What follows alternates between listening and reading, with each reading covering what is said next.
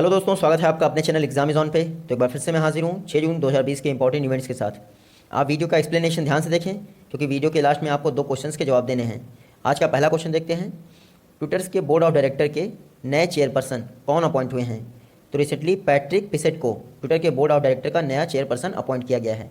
इन्होंने किसकी जगह ली है? तो इन्होंने ओमिड कोल्डेस्टानी की जगह ली है, आप याद रखिएगा। इससे पहले जो आपके पैट्रिक पिसेट हैं, ये गूगल में चीफ फिनेंशियल ऑफिसर थे, आप इतना याद रखिएगा। बात करें अगर ट्विटर की, तो ट्विटर की स्थापना हुई थी 2006 में। इसका हेडक्वार्टर कहाँ है? सैन फ्रांसिस्को में इसका हेडक्वार्टर है। और इसके फाउंडर एंड सीईओ कौन है? तो जैक डॉर्सी इसके फाउंडर एंड सीईओ हैं, आप इतना याद रखिएगा। नेक्स्ट क्वेश्चन है, WHO ने साउथ ईस्ट एशिया रीजन के लिए world no tobacco day award 2020 के लिए इंडिया के किस एनजीओ को सिलेक्ट किया है? रिसेंटली सीड्स को इंडिया से चुना गया है world no tobacco day award 2020 के लिए। देखिए, साउथ ईस्ट एशिया रीजन से टोटल 3 एनजीओ सेलेक्ट हुए हैं। इसमें से इंडिया से कौन सेलेक्ट हुआ है? सीड्स जो है न्यू दिल्ली बेस्ड एक एनजीओ है, यानी नॉन गवर्नमेंट ऑर्गेनाइजेशन। सीड्स का फुल फॉर्म क्या है? Socio economic educational development society, ये है सीड्स का फुल फॉर्म। आपको मैंने कुछ दिन पहले बताया था कि साउथ ईस्ट एशिया रीजन से ही डॉक्टर हर्षवर्धन को WHO के 147th सेशन के लिए एग्जीक्यूटिव बोर्ड का चेयरपर्सन भी अपॉइंट किया गया है। रिसेंटली कुछ दिन पहले ही मैंने आपको बताया था कि हाइड्रोक्सी क्लोरोक्विन वैक्सीन के क्लिनिकल ट्रायल पर WHO ने बैन लगा दिया था। अब वो बैन WHO ने हटा दिया है, आप इतना याद रखिएगा। जो आपका सीड्स है, नई दिल्ली में एक एनजीओ है और काफ़ी समय से ministry of health and family welfare के साथ सहयोग कर रहा है कोविड-19 को रोकने में। बात करें अगर WHO की, तो 7 अप्रैल 1948 को WHO की स्थापना हुई थी। हेडक्वार्टर इसका जिनेवा स्विट्जरलैंड में है। और इसके डायरेक्टर जनरल कौन है? टेड्रोस एडहैनम, जो इथियोपिया से बिलोंग करते हैं। टोटल मेंबर हैं WHO में 194। और WHO की डेप्यूटी डायरेक्टर बहुत फेमस हैं, इनका नाम है सौम्या स्वामीनाथन, जो चेन्नई से बिलोंग करती हैं। तो आप याद रखिएगा, WHO के नो टोबैको डे अवार्ड के लिए साउथ ईस्ट एशिया रीजन से इंडिया के सीड्स एनजीओ को सिलेक्ट किया गया है। नेक्स्ट क्वेश्चन है, एशियन रीजन के लिए कॉमनवेल्थ शॉर्ट स्टोरी प्राइज 2020 से किसे नवाजा गया है? रिसेंटली कृतिका पांडे जी को एशियन रीजन के लिए कॉमनवेल्थ शॉर्ट स्टोरी प्राइज 2020 प्रदान किया गया है। इनकी एक नॉन फिक्शन स्टोरी है जिसका नाम है the great India T and snacks. इसके लिए इनको कॉमनवेल्थ शॉर्ट प्राइज 2020 दिया गया है एशियन रीजन के लिए, आप याद रखिएगा। इससे पहले जो अमेरिका का लिटरेचर प्राइज़ होता है जिसका नाम है पुस्कार्ड प्राइज़, उसके लिए भी आपकी कृतिका पांडे जी को नॉमिनेट किया जा चुका है। जो आपका कॉमनवेल्थ शॉर्ट प्राइज़ होता है, इसको कॉन्टिनेंट वाइज सेलेक्ट किया जाता है बंदा, और कोई बंदा सेलेक्ट किया जाएगा जिसकी एज 18 वर्ष से ऊपर हो। तो आप याद रखिएगा, कृतिका पांडे जी को कॉमनवेल्थ शॉर्ट स्टोरी प्राइज 2020 के लिए एशिया रीजन से सिलेक्ट किया गया है। नेक्स्ट क्वेश्चन है, एप्सिता गुप्ता को इंडिया का कंट्री हेड बनाया गया है किस कंपनी द्वारा? तो रिसेंटली एप्पल ने एप्सिता गुप्ता को इंडिया का कंट्री हेड बनाया है, यहाँ पे याद रखिएगा। इससे पहले जो एप्सिता गुप्ता हैं, ये हॉटस्टार में एग्जीक्यूटिव डायरेक्टर थी। इन्होंने खुशबू पवार की जगह इंडिया में ली है, आप इतना याद रखिएगा। तो अब ये एप्पल को लीड करेंगी इंडिया में। अगर बात करें एप्पल की, तो एप्पल का हेडक्वार्टर कहाँ है? कैलिफोर्निया में। एप्पल की स्थापना हुई थी 1976 में स्टीव जॉब्स, स्टीव वर्जनियक और इनका एक और साथी था उसके द्वारा। वर्तमान में एप्पल के सीईओ कौन हैं? तो टिम कुक हैं एप्पल के सीईओ। तो आप देखिएगा, एप्पल ने रिसेंटली एप्सिता गुप्ता जी को इंडिया का कंट्री हेड सेलेक्ट कर लिया है। नेक्स्ट क्वेश्चन है, पीएम मोदी ने किस कंट्री के साथ इंडिया की फर्स्ट बायलैटरल वर्चुअल समिट की बैठक की अध्यक्षता की है? तो प्राइम मिनिस्टर मोदी जी ने ऑस्ट्रेलिया के साथ इंडिया की पहली बायलैटरल वर्चुअल समिट की अध्यक्षता की है। अभी तक कई सारी वर्चुअल समिट हुई, लेकिन वो मल्टीलैटरल थी। तो ये पहली बायलैटरल समिट है इंडिया की, जिसमें प्राइम मिनिस्टर मोदी जी ने रिप्रेजेंट किया इंडिया को। और ये ऑस्ट्रेलिया के पीएम हैं स्कॉट मॉरिसन। इसमें इंडिया और ऑस्ट्रेलिया के बीच 2 डिक्लेरेशन हुए, साथ ही साथ 9 एग्रीमेंट पर साइन हुए हैं। जो 2 डिक्लेरेशन उनको जान लेते हैं। पहला डिक्लेरेशन है IACSP, यानी India Australia comprehensive strategic partnership. इसमें हम ऑस्ट्रेलिया के जो है मिलिट्री बेस यूज़ कर पाएंगे और ऑस्ट्रेलिया हमारे मिलिट्री बेस यूज़ कर पाएगा। तो ऑस्ट्रेलिया हमारा Andaman Nicobar military base use कर सकता है, और हम ऑस्ट्रेलिया का कॉकस मिलिट्री बेस, जो कॉकस आइलैंड पर स्थित है हिंद महासागर में, उसको यूज़ कर पाएंगे। इसके अलावा 9 एग्रीमेंट पर साइन हुआ। सारे इंपॉर्टेंट नहीं, लेकिन एक इंपॉर्टेंट है MLSA एग्रीमेंट, यानी म्यूचुअल लॉजिस्टिक सपोर्ट एग्रीमेंट। तो आप देखिएगा, इंडिया ने ऑस्ट्रेलिया के साथ MLSA एग्रीमेंट पर साइन किए। देखिए, इस समय काफ़ी ज़्यादा दिक्कतें हैं, क्योंकि ऑस्ट्रेलिया को रिसेंटली चाइना का जो गवर्नमेंट न्यूज़पेपर है जिसका नाम है ग्लोबल टाइम्स, ये चाइनीज़ गवर्नमेंट का माउथ पीस कहलाता है, इसने चाइना को बोल दिया था US डॉग, यानी US का कुत्ता। तो रिसेंटली ऑस्ट्रेलिया भी काफ़ी खफा है और इंडिया के साथ तो विवाद चल ही रहा है। तो दोनों लोगों ने वर्चुअल समिट ऑर्गेनाइज की है, आप इतना याद रखिएगा। बात करें अगर ऑस्ट्रेलिया की, तो इसकी कैपिटल क्या है? कैनबरा। करेंसी ऑस्ट्रेलियन डॉलर है, और ये आप पीएम देख सकते हैं, स्कॉट मॉरिसन जी इसके पीएम हैं, आप याद रखिएगा। नेक्स्ट क्वेश्चन देखते हैं। फिनेंशियल ईयर 2020 में 74 ऑफिसर्स जो है करोड़पति हो गए किस भारतीय कंपनी के? तो अगर अरबपति होते तो यहाँ पर बिलियनियर लिखा होता, लेकिन न्यूज़पेपर में करोड़पति ही लिखा था। तो इन्फोसिस के 74 ऑफिसर्स जो है फिनेंशियल ईयर 2020 में ही करोड़पति हो गए। लास्ट ईयर 64 हुए थे। तो आप याद रखिएगा, इन्फोसिस के 74 ऑफिसर्स इस वर्ष करोड़पति हुए हैं। इन्फोसिस के जो सलील पारिक हैं सीईओ हैं, सीईओ कौन है? सलील पारिक जी। इनकी इनकम जो है 34.27 करोड़ इंक्रीज़ हुई है इस फाइनेंशियल ईयर में। इन्फोसिस की 39th एजीएम यानी एनुअल जनरल मीटिंग होने वाली है जून में ही, आप याद रखिएगा। बात करें अगर इन्फोसिस की तो 1981 में इसकी स्थापना हुई थी। हेडक्वार्टर इसका बेंगलुरु में है, और चेयरपर्सन कौन है? नंदन नीलेकनी जी। नेक्स्ट क्वेश्चन है हमारा, 1 year of Modi 2.0 towards a self reliant India, ये ई बुक किसके द्वारा लॉन्च की गई है? तो प्रकाश जावड़ेकर जी, जो हमारे minister of information and broadcasting हैं, उन्होंने ये ई बुकलेट लॉन्च की है। जो आपकी 1 year of Modi 2.0 towards a self reliant India E booklet है, इसमें मोदी सरकार के पिछले 1 वर्ष के कामकाज का ब्यौरा है, आप याद रखिएगा। कुछ दिन पहले ही मैंने आपको बताया था कि फिल्म यूनिट्स के रेशनलाइजेशन और मर्जर पर जो विमल जुल्का कमेटी बनी थी, उसने रिसेंटली प्रकाश जावड़ेकर को अपनी फाइनल रिपोर्ट सबमिट की थी, तो आप वो भी याद रखिएगा। नेक्स्ट क्वेश्चन है हमारा, रिसेंटली जिलमोल मैरियट थॉमस इंडिया की और एशिया की पहली फीमेल बन गई हैं जिनको डीएल मिला है हाथ ना होते हुए भी। तो ये मैं ऐड करना भूल गया हूँ, आप करेक्ट कर लीजिएगा। जो आपकी जिलोमॉल मैरियट थॉमस हैं, ये बिना हाथ की पहली फीमेल बन गई हैं जिनको एशिया और इंडिया में डीएल मिला है। आपको बताना है किस स्टेट से बिलोंग करती हैं, तो ये केरल की रहने वाली हैं। देखिए केरल की रहने वाली हैं आपकी जिलोमॉल मैरियट थॉमस। ये हाथ नहीं है, हालांकि इन्होंने ड्राइविंग लाइसेंस हासिल कर लिया है। देखिए जब ये ड्राइविंग लाइसेंस टेस्ट देने गई तो इनसे कहा गया कि किसी को देखा है जिसके पास हाथ नहीं है और ड्राइविंग लाइसेंस दे दिया गया हो? अगर आपने देखा है तो जाओ ऐसे बंदे का लाइसेंस दे के आओ। तो इन्होंने बड़ी मुश्किल से ढूंढा किसको? इंडिया के पहले पर्सन विक्रम अग्निहोत्री, जिनको हाथ नहीं थे फिर भी उनको ड्राइविंग लाइसेंस मिला था। तो विक्रम अग्निहोत्री इंडिया के पहले पर्सन थे जिनको हाथ ना होते हुए भी ड्राइविंग लाइसेंस मिला था।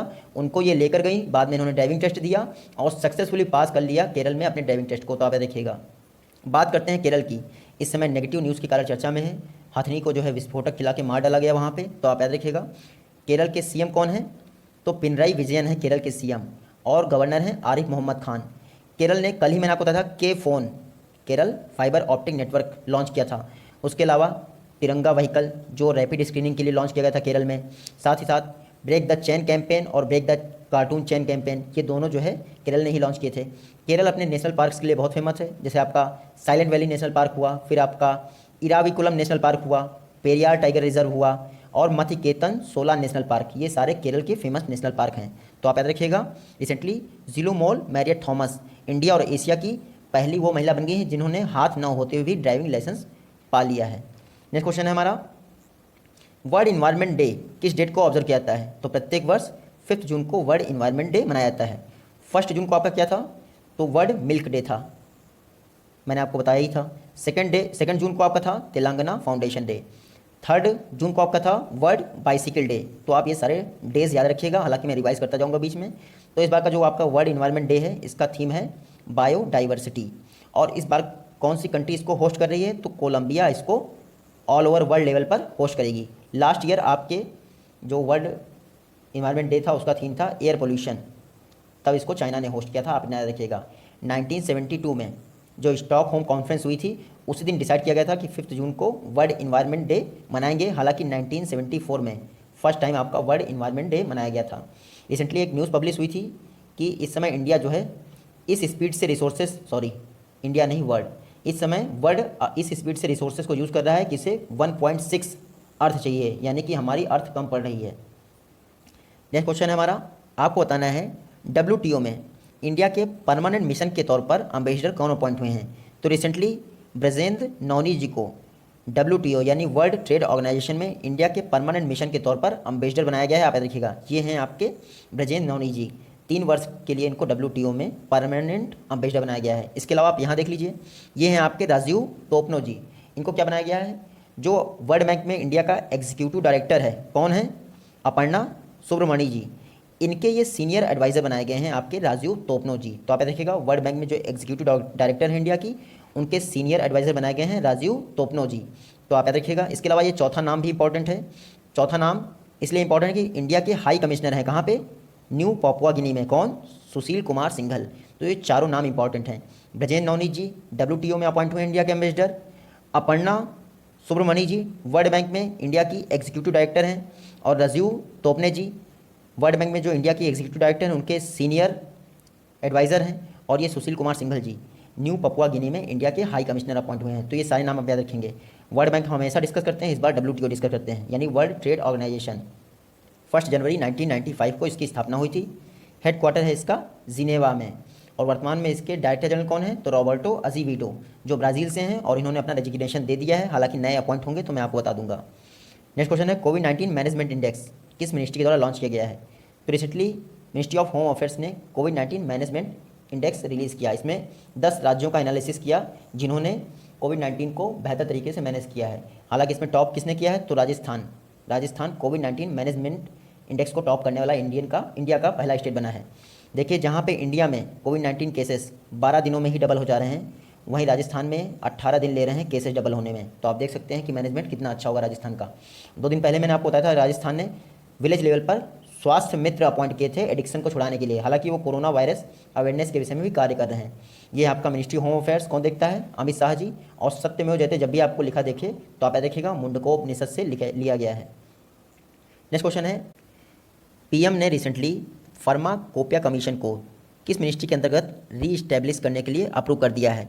तो PM मोदी जी ने रिसेंटली आयुष मिनिस्ट्री के अंतर्गत फार्माकोपिया कमीशन को रीइस्टेब्लिश करने के लिए अप्रूवल दे दिया है। इसका नया नाम क्या होगा? तो इसका नाम होगा PCIM&H, मतलब pharmacopoeia commission for Indian medicine and homeopathy. तो ये होगा full form, pharmacopoeia commission for Indian medicine and homeopathy.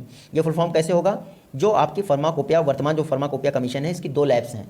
एक है आपकी pharmacopoeia laboratory for Indian medicine and दूसरी है होम्योपैथिक फार्माकोपिया लेबोरेटरी। दोनों को 1975 में स्थापित किया गया था। गाजियाबाद उत्तर प्रदेश में ये काम कर रही थी सेंट्रल लेबोरेटरीज़ के तौर पे। अब इन दोनों को मर्ज करके बना दिया जाएगा pharmacopoeia commission for Indian medicine and homeopathy. तो आप इसका शॉर्ट फॉर्म जरूर याद रखिएगा, pharmacopoeia commission for Indian medicine and homeopathy. ये होगा इसका नया नाम। इसको आयुष मिनिस्ट्री के अंतर्गत स्थापित कर जाएगा न्यू दिल्ली में। और ये जो मर्जर किया जा रहा है दोनों लेबोरेटरीज़ का, वो ड्रग एंड कॉस्मेटिक्स रूल 1945 के अंतर्गत मर्जर किया जा रहा है। आपके आयुष मिनिस्टर कौन है? तो श्रीपद यस नायक जी आपके आयुष मिनिस्टर हैं। यहाँ पे देखिएगा श्रीपद नायक जी। नेक्स्ट क्वेश्चन है, ट्यूलिप पोर्टल को किस इंस्टीट्यूशन के द्वारा डेवलप किया है?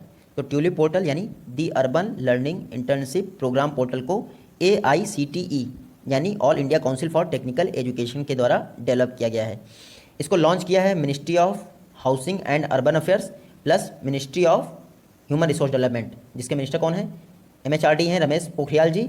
और MOHUA यानी ministry of housing and urban affairs कौन है? हरदीप सिंह पुरी जी। इन्होंने AICTE के साथ मिलकर ट्यूलिप पोर्टल लॉन्च कर दिया है।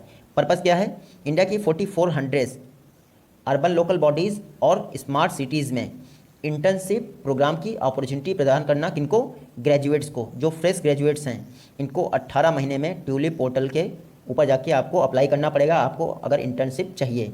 निर्मला सीतारमण जी ने, जो आपकी फिनांस मिनिस्टर हमारी, उन्होंने बजट 2020-21 में एस्पायरेशनल इंडिया प्रोग्राम के अंतर्गत ट्यूलिप पोर्टल का जिक्र किया था, जिसमें कहा गया था कि ग्रेजुएट के जो ग्रेजुएशन किसी भी थीम से ग्रेजुएट करें, उनको पास होने के बाद कम से कम कुछ महीने के लिए इंटर्नशिप प्रोवाइड की जाए। तो उसी के अंतर्गत ट्यूलिप पोर्टल को लॉन्च किया गया है। 2 मिनिस्ट्रियाँ इसमें, ministry of housing and urban affairs और मिनिस्ट्री ऑफ HRD, साथ ही साथ AICTE इसमें कोऑपरेट करेगा। AICTE की बात करें यानी all India council for technical education, इसकी स्थापना हुई थी 1945 में। देखिए, हेडक्वार्टर इसका न्यू दिल्ली में। और अनिल सहस्रबुद्धे चेयरपर्सन है। जैसे आपका UGC सभी यूनिवर्सिटीज़ के लिए है, वैसे आपका AICTE सभी टेक्निकल यूनिवर्सिटीज़ के लिए है। नेक्स्ट क्वेश्चन है, ग्लोबल वैक्सीन समिट 2020 को किस कंट्री ने होस्ट किया है? तो UK के प्राइम मिनिस्टर बोरिस जॉनसन जी ने रिसेंटली ग्लोबल वैक्सीन समिट 2020 को होस्ट किया है। लास्ट ईयर 2019 में ब्रसेल्स बेल्जियम में हुई थी, तब वहाँ के जो है जेयर बोल्सोनारो ने इसको होस्ट किया था। प्राइम मिनिस्टर मोदी जी ने जो है वर्चुअल तरीके से इसमें पार्टिसिपेट किया। आप देखिएगा, ग्लोबल जो वैक्सीन समिट है इसका पर्पज़ क्या है? हर बार तो पर्पज़ ये होता है नए नए वैक्सीन डेवलप करना, लेकिन इस बार पर्पज़ ये है कि कोरोना वायरस से निपटने के लिए जल्दी से जल्दी वैक्सीन बनाई जाए। इसमें टोटल 50 कंट्रीज़ के मेंबर्स ने पार्टिसिपेट किया। इस दौरान इंडिया ने गावी के लिए GAVI गावी के लिए 15 मिलियन डॉलर की घोषणा की। तो आप ये नोट कर लीजिएगा, दोबारा नहीं पढ़ाऊंगा। 15 मिलियन डॉलर की घोषणा की है इंडिया ने गावी के लिए। और गावी है क्या? GAVI। गावी है global alliance for vaccine and immunisation, ये है इसका फुल फॉर्म। जिनेवा स्विट्जरलैंड में इसकी स्थापना की गई थी, आप याद रखिएगा। और इसको स्थापित किसके द्वारा किया गया था? तो 2000 में bill and Melinda Gates foundation के द्वारा गावी की स्थापना की गई थी। तो आप एक तरह से कह सकते हैं गावी एक इंटरनेशनल वैक्सीन अलायंस है। पीएम मोदी ने 15 मिलियन डॉलर इसको देने की घोषणा की है ग्लोबल वैक्सीन समिट के दौरान, जिसको होस्ट किया है हमारे यूके के प्राइम मिनिस्टर बोरिस जॉनसन ने। नेक्स्ट क्वेश्चन है, किस इंडियन बैंक ने नए करेंट अकाउंट ओपन करने के लिए एक मोबाइल ऐप लॉन्च किया है? तो रिसेंटली इंडस इंड बैंक ने इंडस कॉरपोरेट नाम से एक मोबाइल ऐप लॉन्च किया है, जिसके द्वारा कोई भी इंडिविजुअल या कंपनी अपना करंट अकाउंट खोल सकती है। इसमें फिजिकल KYC की ज़रूरत नहीं होगी, यानी नो योर कस्टमर वेरिफिकेशन की ज़रूरत नहीं होगी फिजिकल तरीके से। इसमें ऑनलाइन तरीके से API का यूज़ करके KYC अप्रूव किया जाएगा। और ये API क्या है? तो ये है आपका एप्लीकेशन प्रोग्राम इंटरफेस। इसमें क्या होता है, जैसे आप GST फाइल करते हैं, इनकम टैक्स रिटर्न फाइल करते हैं, तो वहाँ पर आपकी जानकारी होती है। वहाँ से API के द्वारा आपका इंडस इंड बैंक आपकी जानकारी ले लेगा और आपका KYC वेरीफाई हो जाएगा। तो इंडस कॉरपोरेट नाम का एक मोबाइल ऐप लॉन्च किया है करेंट अकाउंट को ओपन करने के लिए इंडस इंड बैंक ने। बात करें अगर इंडस इंड बैंक की, तो 1994 में स्थापित इंडिया का न्यू जनरेशन बैंक है एक। हेडक्वार्टर आप याद रखिएगा, इसका डिफरेंट है थोड़ा, पुणे में है इसका हेडक्वार्टर। और वर्तमान में CEO कौन है? तो सुमंत काठपालिया इसके CEO हैं। ये हिंदुजा ग्रुप की एक बैंक है, आप इतना याद रखिएगा। नेक्स्ट क्वेश्चन है, रिमोट एरियाज़ में POS यानी पॉइंट ऑफ सेल फैसिलिटी को इम्प्रूव करने के लिए किसने PIDF यानी पेमेंट इंफ्रास्ट्रक्चर डेवलपमेंट फंड स्थापित किया है? तो PIDF को स्थापित किया गया है RBI reserve bank of India के द्वारा। 250 करोड़ यानी 250 करोड़ के इनिशियल कॉर्पस के द्वारा पेमेंट इंफ्रास्ट्रक्चर डेवलपमेंट फंड को स्थापित किया गया है, जो रिमोट एरियाज़ जैसे आपका नॉर्थ ईस्ट एरिया हुआ, वहाँ पर पॉइंट ऑफ सेल टर्मिनल स्थापित किया करेगा ताकि डिजिटल पेमेंट को बढ़ावा दिया सके। जो आपका PIDF है, मैंने इनिशियल कॉर्पस आपको बता दिया 250 करोड़। इसको गवर्नेंस कौन प्रोवाइड करेगा? तो RBI एक एडवाइजरी कमेटी बनाएगी, एडवाइजरी काउंसिल, उसके द्वारा इसको गवर्नेंस किया जाएगा। और साथ ही साथ मैनेजमेंट और एडमिनिस्ट्रेशन का काम करेगा। कौन करेगा? तो एडमिनिस्ट्रेशन और मैनेजमेंट का काम RBI खुद देखेगी PIDF के। तो आप इतना याद रखिएगा। बात करें अगर RBI की यानी reserve bank of India, Hilton young commission की सिफारिश पर RBI एक्ट 1934 के द्वारा 1 अप्रैल 1935 में RBI की स्थापना कोलकाता में हुई थी। बाद में 1937 में RBI को कोलकाता से मुंबई ट्रांसफ़र कर दिया गया था। बाद में 1949 में RBI का नेशनलाइजेशन हुआ था। इसी दौरान बैंकिंग रेगुलेशन एक्ट भी पास हुआ था। RBI के फर्स्ट गवर्नर थे ऑसबॉर्न स्मिथ, पहले भारतीय गवर्नर थे CD देशमुख। वर्तमान में ये हैं आपके गवर्नर जो 25th RBI गवर्नर हैं, आप देखिएगा सत्यकांत दास जी। नेक्स्ट क्वेश्चन है हमारा, अनवर सागर, रिसेंटली इनका निधन हो गया। ये किस इंडस्ट्री से रिलेटेड थे? तो ये फिल्म इंडस्ट्री से रिलेटेड थे। कल बसु चैटर्जी का निधन हो गया था, वो भी फिल्म इंडस्ट्री से रिलेटेड थे, डायरेक्टर और फिल्म मेकर थे। आज अनवर सागर जी का निधन हो गया, ये भी फिल्म इंडस्ट्री से रिलेटेड हैं, लेकिन ये लिरिसिस्ट या फिर राइटर हैं। यहाँ पे देखिएगा, आपको याद होगा 1992 में एक मूवी आई थी खिलाड़ी, उस दौरान एक गाना आया था सॉन्ग वादा रहा सनम, ये इन्होंने ही लिखा था आपके अनवर सागर जी ने। तो आप देखिएगा, कहा जा रहा है कि एज रिलेटेड प्रॉब्लम्स थी, इस वजह से इनका निधन हो गया। नेक्स्ट क्वेश्चन है, आपको बताना है फोर्ब्स की टॉप 100 हाईएस्ट पेड सेलिब्रिटीज़ की लिस्ट में एकमात्र इंडियन ने अपनी पोजीशन रिजर्व की है, उनका नाम क्या है? तो अक्षय कुमार एकमात्र सेलिब्रिटी हैं जिन्होंने फोर्ब्स की टॉप 100 हाईएस्ट पेड सेलिब्रिटीज़ में अपना नाम दर्ज करवाया है। तो आप देखिएगा, ये हैं आपकी कैली जेनर, अमेरिकन जो है स्टार हैं, और ये जो है फर्स्ट प्लेस पे हैं। आप इतना रखिएगा, इनकी टोटल इनकम लास्ट ईयर रही है $590 मिलियन। इसके साथ ये फर्स्ट प्लेस पे हैं। हालांकि जो आपके अक्षय कुमार हैं ये 52nd प्लेस पर हैं और 52 ईयर ओल्ड हैं, आप याद रखिएगा। और इनकी टोटल इनकम रही है लगभग $48.5 मिलियन। तो आप देख सकते हैं 52nd प्लेस पे हैं आपके अक्षय कुमार, टॉप 100 में एकमात्र भारतीय हैं। जो आपकी कैली जेनर हैं, आप ये देख लीजिए, फर्स्ट प्लेस है इनका इस लिस्ट में, और इन्होंने फर्स्ट प्लेस को कान्वे वेस्ट के साथ शेयर भी किया है, वो भी अमेरिका के एक रैपर हैं। तो आप देखिएगा, फोर्ब्स की बात करें तो कुछ दिन पहले ही हाईएस्ट पेड एथलीट की जारी की थी लिस्ट इन्होंने, जिसमें आपके रोजर फेडरर ने टॉप किया था। हालांकि इस लिस्ट में, सेलिब्रिटीज़ की लिस्ट में, रोजर फेडरर 3rd नंबर पे आ गए हैं। उस लिस्ट में आपको याद होगा विराट कोहली जी 66th प्लेस पे थे एथलीट की लिस्ट में। टॉप 100 हाईएस्ट पेड एथलीट की लिस्ट में विराट कोहली जी 66 प्लेस पे थे। हालांकि इस लिस्ट में किसी भी पायदान पे नहीं है। ये है प्रीवियस वीडियो के क्वेश्चन, आप सभी ने इसका जवाब सही दिया था। ये आज की वीडियो से क्वेश्चन है, आई होप आप सभी लोग इसका जवाब सही देंगे। मिलते हैं आपसे अपनी नेक्स्ट वीडियो में, तब तक के लिए take care, good bye and जय हिंद।